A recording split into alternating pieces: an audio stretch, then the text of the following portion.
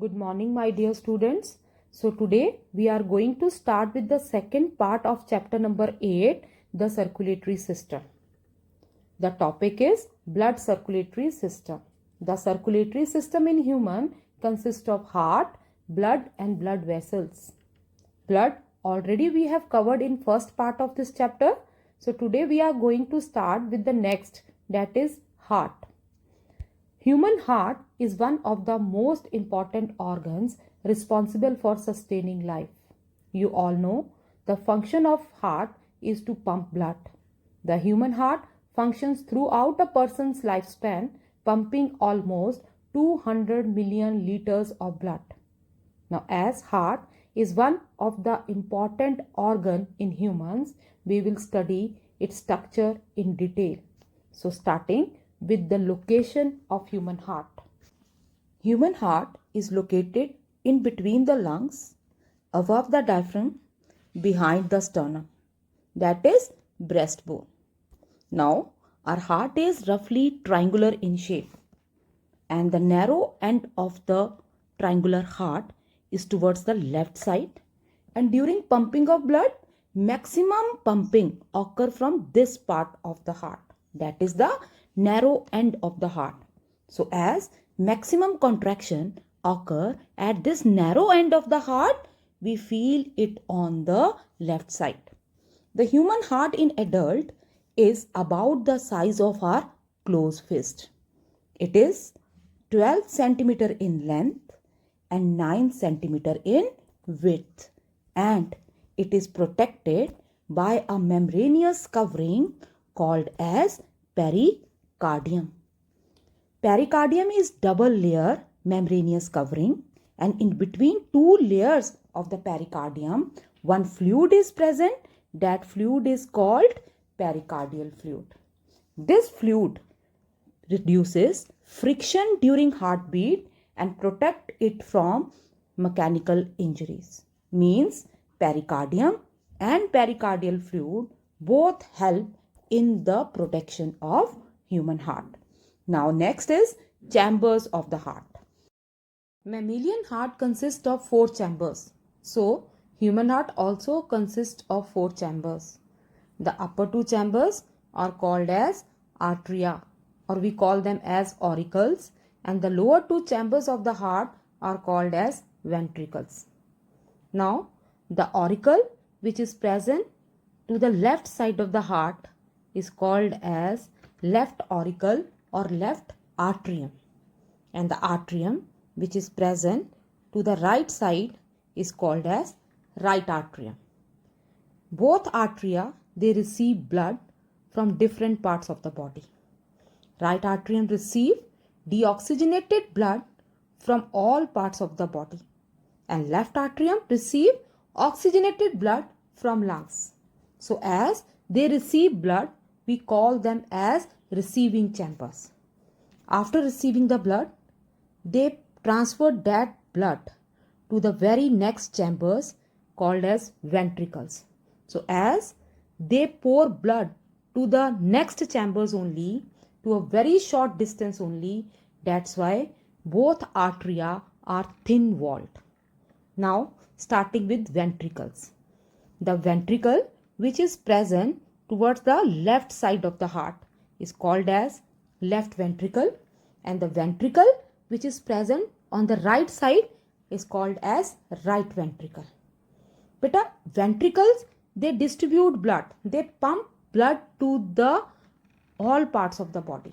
So as they pump blood to the longer distances, they are thick walled in comparison to auricles.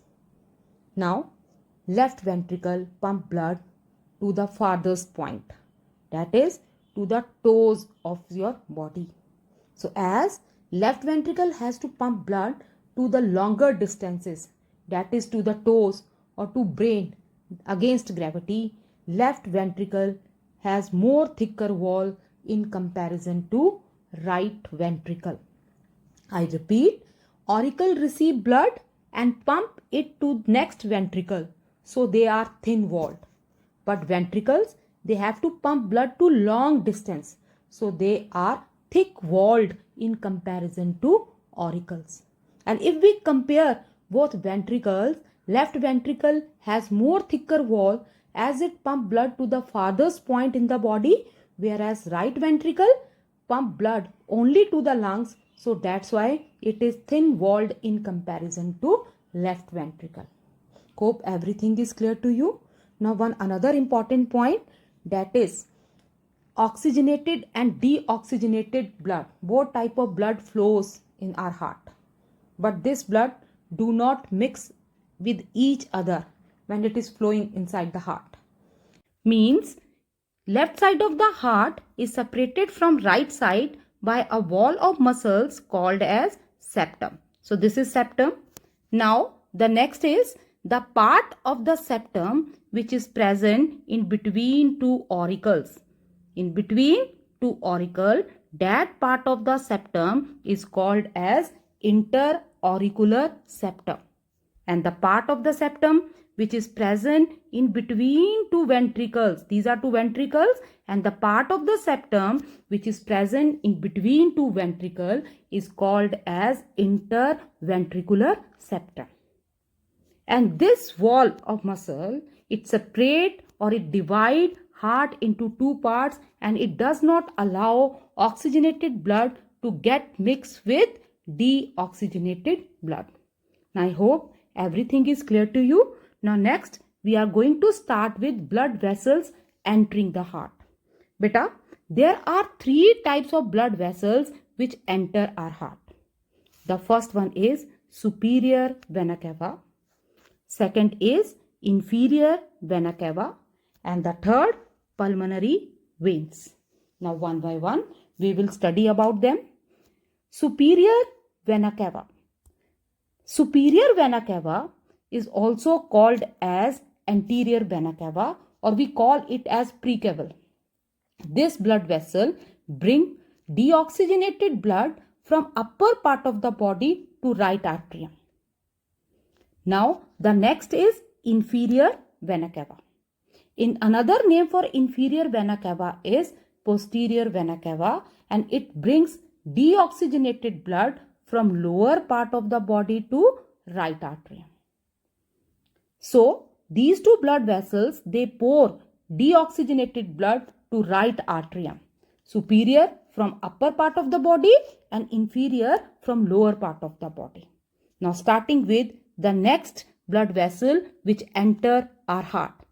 The blood vessel which enter heart through left atrium, they are 4 in number, and we call them as pulmonary veins. Pulmonary veins are 4 in number, 2 arising from each lung, and they are connected to left atrium from behind. 2 from left lung and 2 from right lung, and they bring oxygenated blood from lungs to the left auricle or left atrium. So these are the 3 types of blood vessels which pour blood from different body part to the heart. Superior vena cava, inferior vena cava, deoxygenated blood to right atrium, and pulmonary veins which are 4 in number, they pour oxygenated blood from lungs to left atrium. Hope everything is clear to you. Now next we will start with blood vessels leaving the heart. Now the blood vessels which leave our heart, that are the blood vessels which carry away blood from the heart to different part of the body. So there are 2 large blood vessels which take away blood from heart to rest of the body parts. These are, the first one is pulmonary artery and the second is aorta. So these are the 2 large blood vessels which leave our heart, means they take blood away from the heart to the body organs. Now one by one we will study about them. Now the first one is pulmonary artery. Beta, pulmonary artery, it arises from right ventricle and it carries deoxygenated blood from right ventricle to the lungs. It arises from right ventricle, it moves out. On coming out of the heart, it divides into 2 parts. One move to the right lung, another to the left lung, and it carries away deoxygenated blood from right ventricle to the lungs. Now, the second blood vessel, that is the largest blood vessel present in our body, is aorta. Aorta, it arises from left ventricle. This is the origin of aorta. It arises from left ventricle and it carries oxygenated blood out of the heart. On moving out, this aorta divides into number of arteries which carry same oxygenated blood to different part of the body. So hope it is clear to you that there are two blood vessels which leave our heart, which carry blood away from the heart. First is pulmonary artery moving from right ventricle to lungs, and second is aorta moving from left ventricle to body parts. So next, starting with coronary arteries. The next blood vessels are coronary arteries. There are two coronary arteries present in our heart, right coronary artery and the left coronary artery. Both these coronary arteries, they arise from the base of aorta. So this is aorta, and these two coronary arteries, they are arising from the base of the aorta. Hope this is clear. Location of coronary artery, that is, they arise from the base of aorta. It is very, very important. Now the function. These coronary arteries supply blood to the heart muscles. Just see, right and left coronary arteries, they split into number of branches, and these branches of the arteries are connected to heart muscles, and in this way they supply oxygenated blood from aorta to heart muscles. When there is blockage, now sometimes when there is blockage in any coronary artery or in any one or more of their branches, there is a deadening of the corresponding area which results in myocardial infarction, or in simple language we call it as heart attack. Very important term, myocardial infarction, that is heart attack. It is due to blockage in any one branch of the coronary artery. As coronary arteries supply oxygenated blood to the heart muscles, in the same way coronary veins are also present, not shown in this diagram, but coronary veins are there. They collect deoxygenated blood from heart muscles and then pour it into right auricle. Hope this is clear to you. Sometimes, now one more thing here, sometimes person feel pain in the chest. This pain is due to insufficient supply of blood to the heart muscles. Now heart muscles are getting blood by the coronary arteries, and if there is blockage, so there will be insufficient supply of blood to the heart muscles, which results in pain, and that pain is called as angina pectoris. One condition, that is angina pectoris. Hope everything is clear to you. Now next we will start with one topic, very interesting one, heart, a bank cashier. Our heart is just like a bank cashier.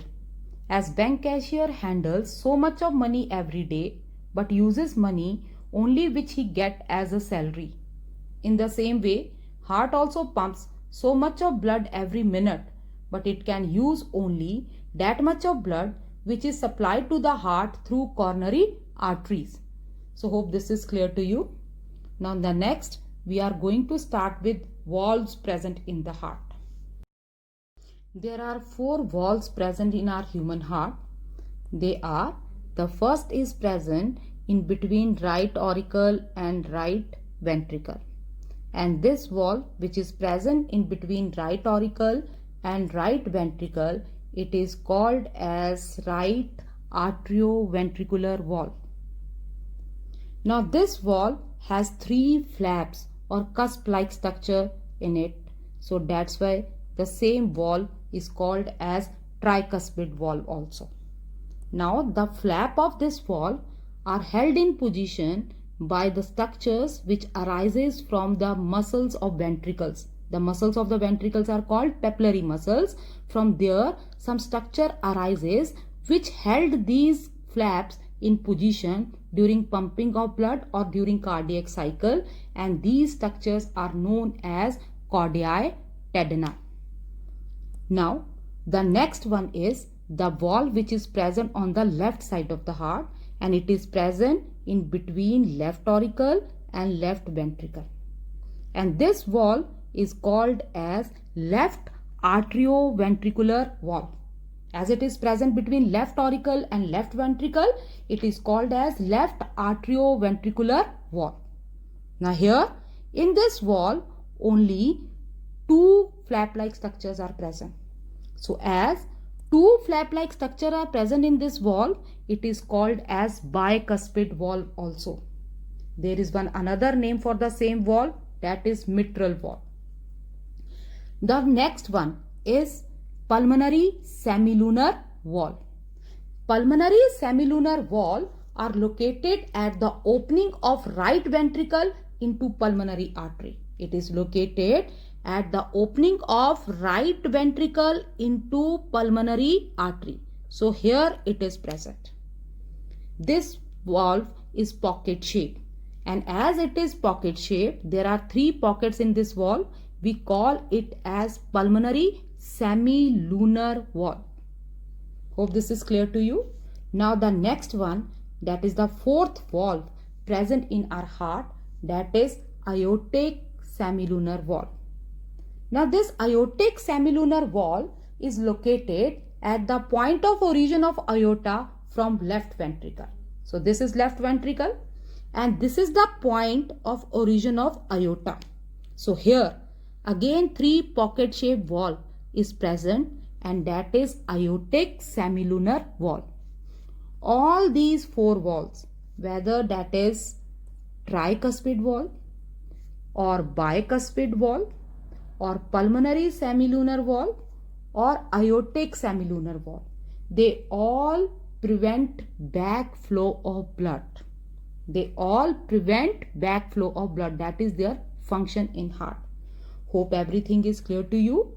Now with this we have finished with the structure of human heart. Now we are going to start with the progress check, which is given on page number 101. Starting with this, the first is fill in the blanks.